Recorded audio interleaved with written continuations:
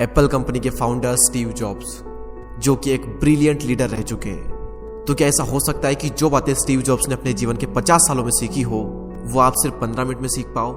Well, इसका जवाब है हाँ, ऐसा हो सकता है। स्टीव जॉब्स ने स्टैनफोर्ड यूनिवर्सिटी में एक स्पीच दी थी और उसमें उन्होंने अपने जीवन की सबसे बड़ी लर्निंग्स को 15 मिनट में बताया था 3 कहानियों के माध्यम से। और संदीप सर ने भी इस स्पीच को हाईली रिकमेंड किया है हर एक इंसान के लिए। आप में से कितने लोगों ने स्टीव जॉब्स की स्टैनफोर्ड कमेंसमेंट स्पीच देखी है? स्टीव जॉब्स जो एप्पल के फाउंडर थे, उनकी स्टैनफोर्ड वाली एक स्पीच है 20 मिनट की। अगर आप में से बाकी लोगों ने नहीं देखी है तो आई स्ट्रांगली रिकमेंड यू कि एक बार आप जा करके यूट्यूब पे वो जरूर देखें। तो अपनी उस स्पीच में वैसे तो उन्होंने बहुत सारी बातें कही और सारी ही कमाल की थी। तो आज शब्द सारे स्टीव जॉब्स के हैं, वो सुनने वाले हैं जिसकी वजह से आपकी जिंदगी में एक विस्फोटक परिवर्तन आ सकता है। इस स्पीच को सुनने के बाद में आप आंदोलित हो उठेंगे। तो आइए बिना किसी देरी के हम शुरुआत करते हैं। धन्यवाद। आज विश्व के सबसे बेहतरीन विश्वविद्यालयों में से एक के दीक्षांत समारोह में आप सभी के साथ होना मेरे लिए सम्मान की बात है। मैं आपको सच बताना चाहता हूँ, मैं कभी किसी कॉलेज से पास नहीं हुआ और आज पहली बार मैं किसी कॉलेज ग्रेजुएशन समारोह के इतने नजदीक तक पहुंचा हूँ। आज मैं आप सभी को अपने जीवन की 3 कहानियां सुनाऊंगा, ज्यादा नहीं, बस 3 कहानियां। पहली कहानी है डॉट्स कनेक्ट करने के विषय में। रीड कॉलेज में एडमिशन लेने के बाद मैंने 6 महीने के अंदर ही पढ़ाई छोड़ दी थी, लेकिन मैं उसके 18 महीने बाद तक वहां किसी तरह आता जाता रहता।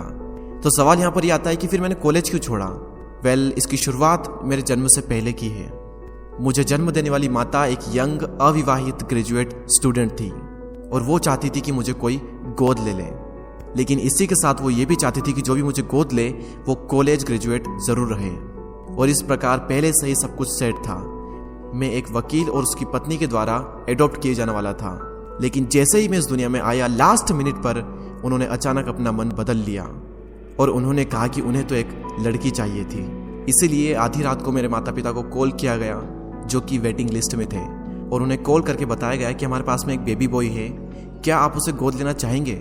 और उन्होंने तुरंत हाँ कर दी। लेकिन बाद में मेरी जन्म देने वाली माता को पता चला कि जिन्होंने मुझे गोद लिया है वो कॉलेज ग्रेजुएट नहीं है और पिता तो हाई स्कूल पास भी नहीं है, और इसीलिए उन्होंने अंतिम एडॉप्शन पेपर पर साइन करने से मना कर दिया। लेकिन फिर कुछ ही महीने बाद मेरे होने वाले माता पिता ने मेरी माँ को वचन दिया कि हम इसे कॉलेज ज़रूर भेजेंगे, और इस वजह से उसकी माता मान गई और फिर मुझे अडॉप्ट कर लिया गया। और कुछ इस तरह मेरी ज़िंदगी की शुरुआत हुई और 17 वर्ष के बाद में मैं कॉलेज गया। लेकिन गलती से मैंने स्टैनफोर्ड जैसा ही एक महंगा कॉलेज चुन लिया। मेरे वर्किंग माता पिता की सारी पूंजी पढ़ाई में खर्च होने लगी और 6 महीने बाद मुझे इस पढ़ाई का कोई भी महत्व नहीं दिखाई दे रहा था। मुझे कोई आइडिया नहीं था कि मैं अपनी ज़िंदगी में क्या करना चाहता हूँ। कोई आइडिया नहीं था कि किस तरीके से कॉलेज मेरी मदद करेगा अपनी ज़िंदगी में कुछ करने के लिए। और यहाँ पर मैं अपने माता पिता की जीवन भर की पूंजी पढ़ाई में खर्च करता जा रहा हूँ। और इसीलिए मैंने कॉलेज ड्रॉप आउट करने का डिसीजन लिया और यही सोचा कि जो होगा अच्छा होगा। उस समय मुझे ये चीज़ बहुत ही डरावनी लगी, लेकिन जब बीते समय को आज मैं देखता हूँ तो मुझे लगता है कि ये मेरी ज़िंदगी का सबसे बेस्ट डिसीजन था। वो कैसे, मैं आपको अभी बताता हूँ। जैसे ही मैंने कॉलेज ड्रॉप आउट किया था तो मैंने उन क्लासेस को करना छोड़ दिया था जिसमें मेरा इंटरेस्ट नहीं था, और मैं केवल उन्हीं क्लासेस को करता था जिसमें मेरा इंटरेस्ट था। और ये सब कुछ करना कोई इतना आसान भी नहीं था, क्योंकि मेरे पास रहने के लिए कोई कमरा नहीं था। इसलिए दोस्तों के कमरों में मैं ज़मीन पर सोता था। मैं कोक की बोतलों को लौटाकर मिलने वाले पैसों से खाना खाता था। मैं हर संडे 7 मील पैदल चलकर हरे कृष्णा मंदिर जाता था, जिससे कि हफ्ते में कम से कम एक बार मैं पेट भरकर खाना खा सकूं, और ये मुझे बहुत ही अच्छा लगता था। अब मैं आपको बताता हूँ कि क्यों कॉलेज ड्रॉप आउट करना मेरी ज़िंदगी का सबसे बेस्ट डिसीजन था। उस समय रीड कॉलेज देश की सबसे अच्छी जगह थी जहाँ कैलीग्राफी सिखाई जाती थी। पूरे कॉलेज परिसर में हर एक पोस्टर, हर एक लेवल पर बहुत ही खूबसूरती से हाथों से कैलीग्राफ किया जाता था। और क्योंकि मैं कॉलेज छोड़ चुका था, इसलिए मुझे सामान्य क्लासेस करने की कोई आवश्यकता नहीं थी। तो मैंने निर्णय लिया कि मैं कैलीग्राफी की क्लासेस करूंगा और इसे अच्छी तरीके से सीखूंगा। तो मैंने सेरिफ और सैंस सेरिफ टाइप फेसेस के बारे में सीखा, अलग अलग अक्षरों के बीच में स्पेस वेरी करना सीखा, और किसी अच्छी टाइपोग्राफी को क्या अच्छा बनाती है यह भी मैंने सीखा। यह सब कुछ बहुत खूबसूरत था, ऐतिहासिक था और इतना आर्टिस्टिक था कि इसे साइंस के द्वारा कैप्चर नहीं किया जा सकता था, और ये सभी मुझे बहुत ही आकर्षक लगता था। उस समय मेरा ऐसा कोई भी विचार नहीं था कि मैं इन चीज़ों का प्रयोग कभी अपने जीवन में करूंगा। लेकिन जब 10 साल बाद हम अपना पहला मैकिंटोश कंप्यूटर बना रहे थे, तब मैंने इसे मैक में डिज़ाइन कर दिया और यह बहुत ही खूबसूरत टाइपोग्राफी वाला विश्व का पहला कंप्यूटर बन गया। अगर मैंने कॉलेज में केवल कैलीग्राफी में प्रवेश नहीं लिया होता तो मैक में कभी भी मल्टीपल टाइप फेसेस या प्रोपोर्शनली स्पेस्ड फॉन्ट्स नहीं होते। और क्योंकि विंडो ने मैक की कॉपी की है तो दुनिया के किसी भी पर्सनल कंप्यूटर में ये सब नहीं होता। अवश्य ही जब मैं कॉलेज में था तो भविष्य को देखकर इन डॉट्स को कनेक्ट करना असंभव था, लेकिन जब 10 साल बाद में बीते समय को देखता हूँ तो मुझे सब कुछ क्लियर नजर आता है। आप केवल पीछे देखकर ही डॉट्स को कनेक्ट कर सकते हो। इसीलिए आपको विश्वास करना होगा कि अभी जो भी हो रहा है वो आगे चलकर किसी न किसी तरह से आपके फ्यूचर से कनेक्ट हो जाएगा। आपको किसी न किसी में तो विश्वास करना ही होगा, अपने गट्स में, अपने भाग्य पर, अपने जीवन पर या फिर अपने कर्मों पर। किसी न किसी चीज पर तो विश्वास करना ही होगा, क्योंकि इस बात में विश्वास रखना कि आगे चलकर डॉट्स कनेक्ट होंगे, ये आपको अपने दिल की आवाज सुनने की हिम्मत देगा। और उस समय भी जब आप बिल्कुल अलग रास्ते पर चल रहे होंगे, और यही बात आपको बाकी लोगों से अलग बनाएगी। तो मेरी पहली कहानी से सबसे बड़ी सीख यही है कि जो हो रहा है वो अच्छे के लिए हो रहा है, और अभी आप जो भी कर रहे हैं वो आगे चलकर आपके किसी न किसी काम जरूर आएगा। आप बस अपने आप में विश्वास रखकर करते जाइए जो कर रहे हैं। मेरी दूसरी कहानी लव और लॉस के विषय में है। मैं बहुत ही सौभाग्यशाली था कि जिससे मैं प्यार करता था वह मुझे जल्द ही मिल गई। वॉज और मैंने अपने पिता के गैराज से एप्पल की शुरुआत की थी जब मैं 20 साल का था, और हमने बहुत मेहनत की और 10 साल में एप्पल कंपनी 2 लोगों से बढ़कर $2 बिलियन और 4000 लोगों की कंपनी हो गई। हमने अभी 1 साल पहले ही मैकिंटोश रिलीज किया और मैं 30 साल का हो गया था और कंपनी ने मुझे निकाल दिया। आप सभी लोग सोच रहे होंगे कि अपनी ही बनाई हुई कंपनी से मुझे कैसे निकाल दिया। जैसे जैसे एप्पल ग्रो करने लगी, हमने एक बुद्धिमान आदमी को हायर किया जिसे मैंने सोचा कि वो मेरे साथ मिलकर कंपनी को आगे बढ़ाएगा। पहले 1 साल सब कुछ ठीक चल रहा था, लेकिन फिर उसके बाद कंपनी के फ्यूचर विजन को लेकर हम दोनों में विवाद होने लगे और बात बोर्ड ऑफ डायरेक्टर तक पहुंच गई और उन लोगों ने उसका साथ दिया, और इस तरीके से 30 वर्ष की आयु में मुझे अपनी ही कंपनी से निकाल दिया गया। जो मेरी पूरी एडल्ट लाइफ का फोकस था वो अब खत्म हो चुका था और यह पूरी तरह से मुझे बर्बाद करने वाला था। और कुछ महीनों तक मुझे कुछ भी समझ में नहीं आया कि मैं क्या करूं। मैं एक बहुत बड़ा पब्लिक फेलियर था और एक बार तो मैंने वैली छोड़कर जाने का भी सोचा, लेकिन धीरे धीरे मुझे एहसास हुआ कि मैं जो काम करता हूँ मैं उसके लिए अभी भी पैशनेट हूँ। एप्पल में जो कुछ भी हुआ उसकी वजह से मेरे पैशन में थोड़ी भी कमी नहीं आई। मुझे उन्होंने अस्वीकार कर दिया, लेकिन फिर भी मैं अपने काम से प्यार करता हूँ और इसीलिए मैंने एक बार फिर से शुरुआत करने की सोची। मैं उस वक्त ये नहीं देख पाया था, लेकिन अब मुझे लगता है कि एप्पल से निकाले जाने से अच्छा मेरे साथ कुछ और हो ही नहीं सकता था। सफल होने का बोझ अब बिगिनर होने के हल्केपन में बदल चुका था। मैं एक बार फिर से स्वयं को बहुत ही हल्का महसूस कर रहा था और इसी आज़ादी की वजह से मैं अपने जीवन के सबसे क्रिएटिव पीरियड में चला गया।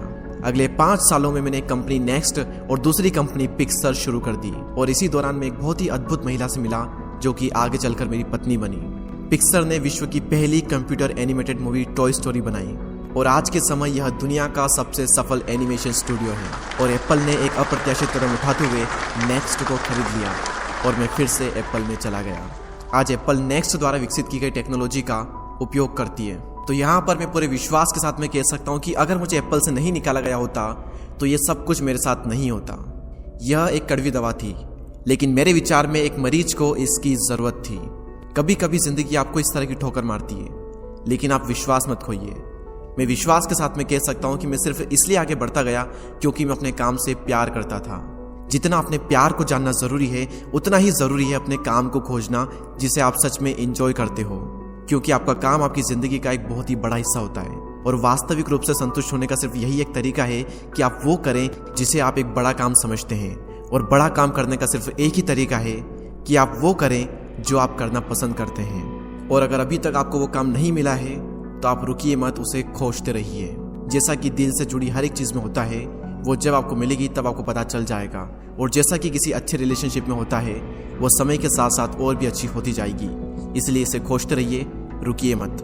मेरी तीसरी कहानी मृत्यु के बारे में। जब मैं 17 साल का था तो मैंने कोट पढ़ा था, यदि आप हर दिन ऐसे जिएंगे जैसे आपकी ज़िंदगी का आखिरी दिन है तो आप किसी न किसी दिन सही साबित हो जाएंगे। और इसने मेरे दिमाग पर एक बहुत ही बड़ी छाप छोड़ दी। और तब से पिछले 33 सालों से मैं हर सुबह उठकर शीशे में देखता हूँ और खुद से एक सवाल करता हूँ कि अगर आज का दिन मेरी ज़िंदगी का आखिरी दिन होता तो क्या मैं आज वो करता जो मैं करने वाला हूँ। और अगर इसका आंसर ना होता है तो मैं समझ जाता हूँ कि कुछ न कुछ बदलने की ज़रूरत है। इस बात को याद रखना कि एक दिन मरना है किसी भी चीज के खोने के डर को दूर करने का सबसे अच्छा तरीका है। आप पहले से ही नंगे हैं, ऐसा कोई भी कारण नहीं है कि आप अपने दिल की ना सुने। करीब 1 साल पहले ही मुझे पता चला कि मुझे कैंसर है। सुबह 7:30 बजे मेरा स्कैन हुआ और उसमें साफ दिखाई दे रहा था कि मेरे पेनक्रियाज में ट्यूमर है। और सच कहूँ तो मुझे तो ये भी नहीं पता था कि पेनक्रियाज होता क्या है। डॉक्टर ने लगभग पूरे विश्वास के साथ में मुझे बताया कि मुझे एक ऐसा कैंसर है जिसका उपचार करना संभव नहीं है और अब मेरे पास केवल 3 से 6 महीने ही बचे हैं। डॉक्टर ने मुझे सलाह दी कि मैं घर जाऊं और सभी चीजें व्यवस्थित कर लूं। यानी कि डॉक्टर की भाषा में इसका मतलब था कि आप मरने की तैयारी कर लीजिए। यानी कि वो सारी चीजें जो आप अगले 10 साल में करने वाले थे वो बचे हुए दिनों में कर लीजिए, क्योंकि आपका अंतिम समय आ चुका है। मैंने इस डायग्नोसिस के साथ में पूरा दिन बिता दिया और शाम को मेरी बायोप्सी हुई, जहां पर मेरे गले के रास्ते से पेट से होते हुए एक एंडोस्कोप डाला गया और एक सुई से ट्यूमर के कुछ सेल्स निकाले गए। उस वक्त मैं पूरी तरह से बेहोश था, लेकिन मेरी पत्नी और वहां पर जो भी उपस्थित था कि जब डॉक्टर ने माइक्रोस्कोप से मेरे सेल्स को देखा तो वह भी रो पड़ा, क्योंकि सेल्स को देखकर डॉक्टर समझ गया था कि मुझे एक बहुत ही दुर्लभ प्रकार का कैंसर हुआ है जो कि सर्जरी से ठीक हो सकता है। तो मेरी सर्जरी हुई और सौभाग्य से मैं अब बिल्कुल ठीक हूँ। मौत के इतने करीब तक मैं पहले कभी भी नहीं पहुंचा और मैं उम्मीद करता हूं कि आने वाले कुछ समय तक मैं पहुंचूं भी ना। और यह सब देखने के बाद मैं पूरे विश्वास के साथ में यह कह सकता हूं कि मृत्यु एक उपयोगी लेकिन विशुद्ध रूप से बौद्धिक संकल्पना है। कोई भी मरना नहीं चाहता, यहाँ तक कि वो लोग जो स्वर्ग जाना चाहते हैं वो भी वहां जाने के लिए मरना नहीं चाहते। मृत्यु ही वो स्थान है जहाँ पर हम सभी लोग जाते हैं। आज तक कोई भी इससे बचा नहीं है और ऐसा होना ही चाहिए, क्योंकि इस जीवन का एकमात्र सबसे बड़ा आविष्कार है वो है मृत्यु। यह जिंदगी को बदलती है, पुराने को समाप्त करने का रास्ता खोलती है। और इस समय पर आप सभी लोग नए हैं और कुछ ही दिनों में आप सभी लोग पुराने हो जाओगे और रास्ते से साफ हो जाओगे। इतना ज्यादा नाटकीय होने के लिए मैं आप सभी से माफी चाहता हूँ, लेकिन यही सत्य है। आपका समय बिल्कुल सीमित है, इसलिए इसे किसी और की जिंदगी जीकर व्यर्थ मत कीजिए। बेकार की सोच में मत फंसिए, अपने जीवन को दूसरों के हिसाब से मत चलाइए, औरों के विचारों के शोर में अपने अंदर की आवाज को मत दबाइए। और सबसे महत्वपूर्ण यह है कि अपने दिल और सहज बुद्धि की बात सुनने का साहस रखें, क्योंकि वे पहले से ही जानते हैं कि तुम वास्तव में क्या बनना चाहते हो। तो पहले अपने दिल की आवाज सुने, बाकी सारी चीजें सेकेंडरी है। और अंत में मैं आप सभी से यही कहना चाहूंगा, स्टे हंग्री, स्टे फुलिश।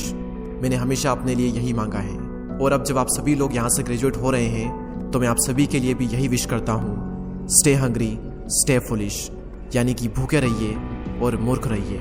भूखे यानी कि कुछ करने की भूख आपके अंदर होनी चाहिए, और मूर्ख रहो क्योंकि मूर्ख रहकर ही आप कुछ सीख पाओगे।